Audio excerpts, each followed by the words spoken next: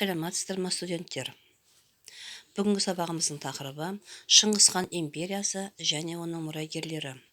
Сабағымыздың мақсаты 13-15 ғасырлардағы мемлекеттердің геосаяси белсенділігін сипаттау арқылы олардың Еуразиядағы тарихи процестердің барысына әсер ету дәрежесін анықтау. Сабағымызға берілген бағалау критерийлеріне келетін болсақ, балалар, біріншіден, моңғолдар мемлекеттік деңгейге қалай жеткендігін біледі. Екіншіден, әскери жетістіктерін біледі. Және де карта бойынша саяси үдерістерді түсінеді. Ал енді балалар, осы сабағымызда кездесетін терминдермен жұмыс істейтін болсақ, мысалға, яса бұл заңдар жинағы арқылы моңғол мемлекетінің идеологиясы, басқару жүйесі, әлеуметтік құрылымын талдайды.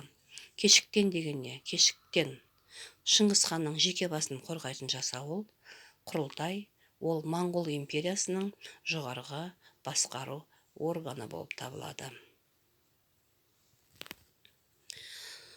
Ал енді бұлар мәтінмен жұмыс ететін болсақ, бұл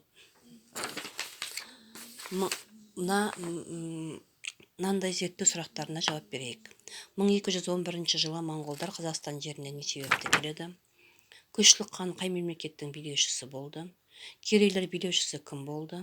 13 ғасырда Керей, Найман, Жалайыр тайпалары неліктен Қазақстанға қоныс аударды? Ал енді балалар, осы бүгінгі сабақтан алған әсеріміз қандай? Үйге тапсырма: Шыңғыс хан империясы және оның мұрагерлері, Шыңғыс хан туралы қосымша ақпарат жинау. Сабақ аяқталды, сау болыңыздар.